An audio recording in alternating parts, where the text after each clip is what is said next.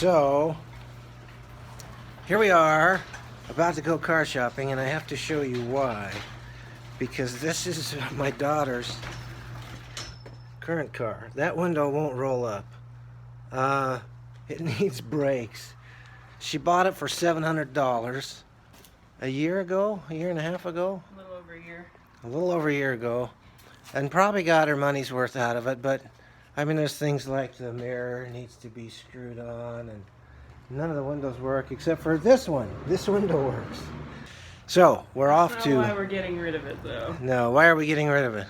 Because it needs all 4 brake pads and rotors replaced. And it would cost about as much as you bought it for, Yeah, roughly. to fix. All right, we're off.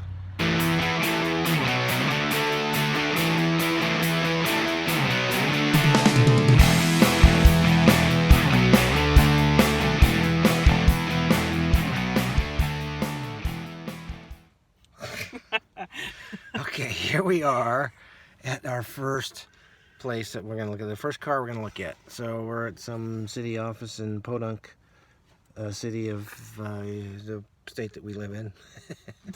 And that's the car that we're going to look at first.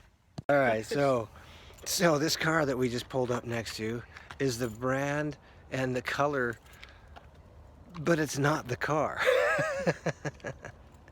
So we just were scoping out some car, and whoever owns it is probably in the building looking at us like, what are they doing looking at that car for? What is going on? So anyway, we're sitting here waiting for the car that we're going to look at to arrive. All right, we're actually in the right car now. Actually, I can't see it. And we're going to go take it for a test drive. Brakes. Yeah, you get used to that stuff. Here we go. All right, punch it.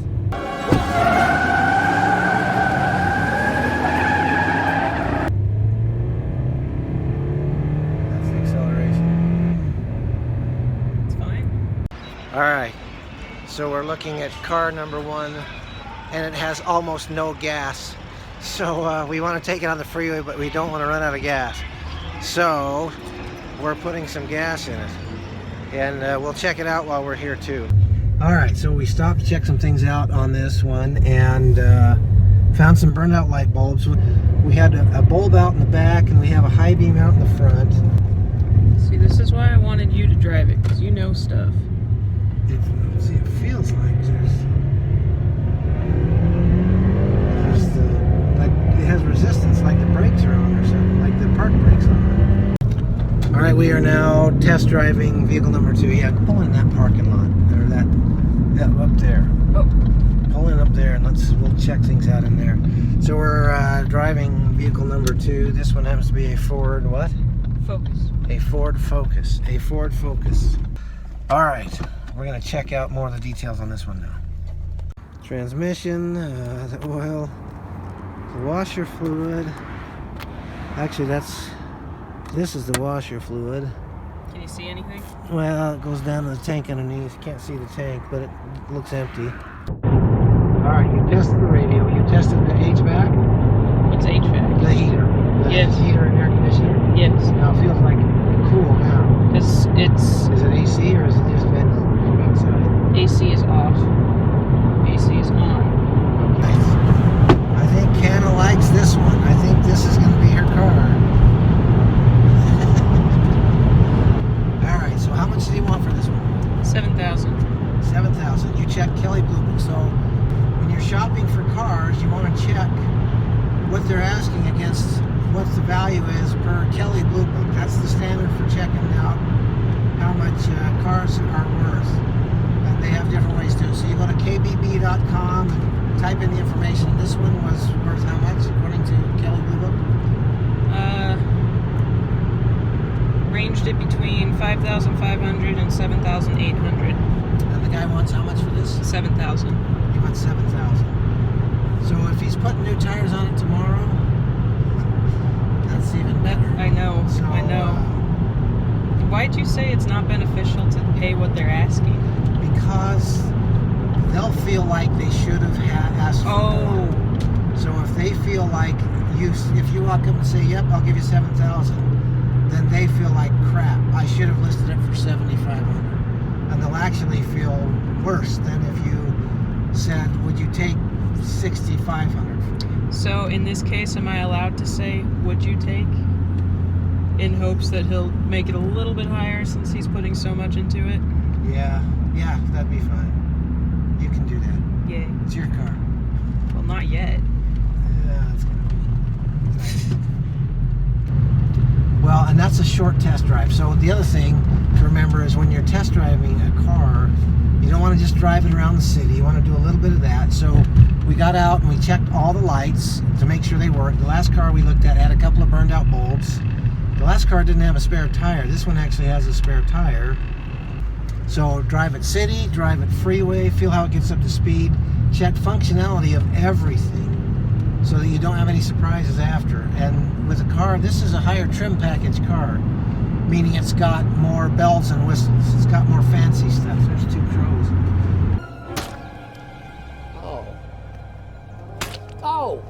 And I'm not easily distracted. We've been looking at birds on the telephone. Squirrel. So we want to make sure everything works. All right, so we drove the last one. Hannah really likes it. It needs tires, and he was going to put 2 tires on. We're actually going to come and maybe use this as a negotiation standpoint.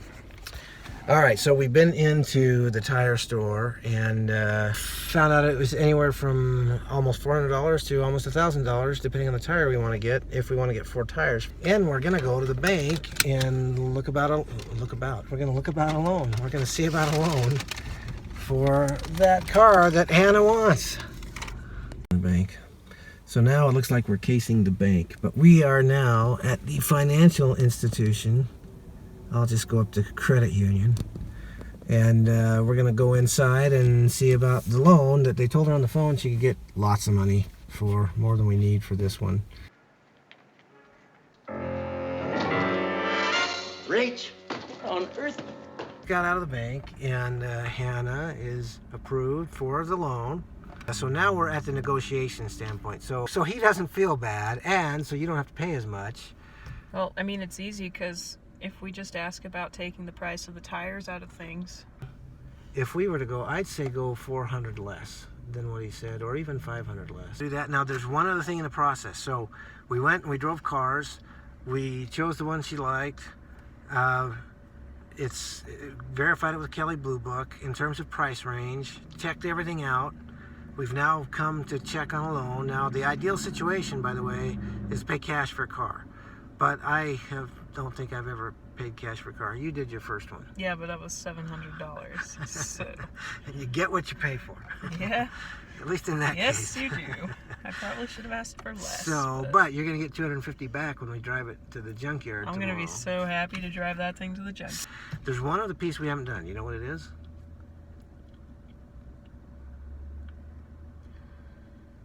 No. It's insurance. Oh, yeah. You can't drive a car without insurance. All right, so I'm going to call the insurance guy. Oh, well. You can cut that out. I do need the VIN number, though. Ford Focus, 2012 Ford Focus. Insurance, this is Yvonne. How can I help you? Yvonne, this is James Stevenson. I am calling to get a cost of insurance. My daughter, I'm shopping for a car with her, and we're looking at actually changing cars on the policy. Okay, so we're going to get rid of the 2002 Oldsmobile Alera and replace it with whatever you're looking at, correct? Correct, yep. Okay, perfect. Let me get in there and get where I can actually plug those numbers in and give you an idea of what that would be. And do you have the VIN handy of the one you're looking at? Yep. It is. Okay. Are you ready? Yes, go ahead. It's 1FA02. Okay, that pulled in a 2012 Ford Focus Titanium. Yep. Okay, perfect. Okay, will you need full coverage on this or liability only? It'd be full coverage. Okay. Okay, so to swap those out, the price is going to go about $25 a month is what it'll increase. $25.50 or so. That's all? Swap those. Yeah. Okay, so we're probably going to close this purchase tomorrow. Is it just a matter of on calling back then, or? Yeah, yeah. Okay. Since you don't want to do this today, then I can go ahead and delete this change today. Okay. And then, yeah, when you do close on it and finalize everything, then go ahead and give me a call back. So I guess what's the next step? Text this guy and finalize the price. All right, Hannah's going to do that. All right, Johnny, here's what happened. Hannah went and made the offer for $6,500. He was asking $7,000, and he was going to put 2 new tires on it. And we said, or she said, she'd offer $6,500, and he didn't have to worry about the tires. And he declined that. And he really didn't want to move much. I think he said ultimately he would do $6,900. But then he didn't do that. And he got kind of squirrely on her, so we gave up on that one. Drove 2 other vehicles the next Saturday and tested those out, and they were okay, but the Ford Focus was the one she liked the most for the money. She actually went back to the guy and offered his $7,000, and he didn't put new tires on it. He finally accepted that.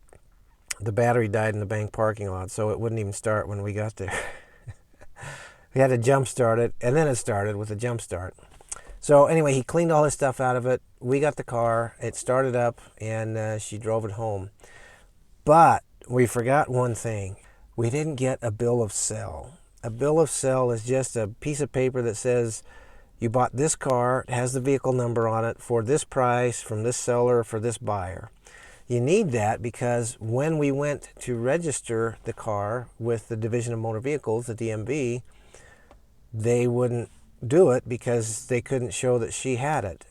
Shit! And it took us another 2 weeks to get a bill of sale from the guy. So it was kind of a squirrely seller.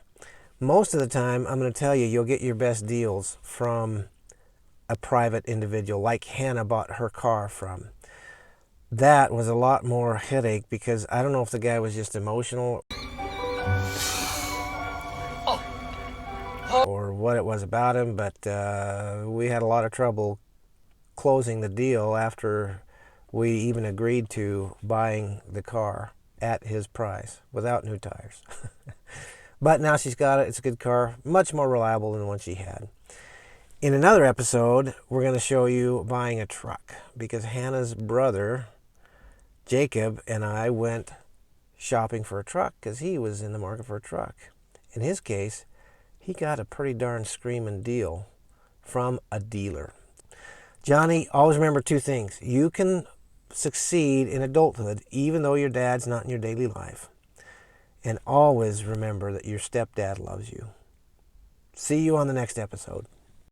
He's giving him his what every boy needs to know about being a man speech.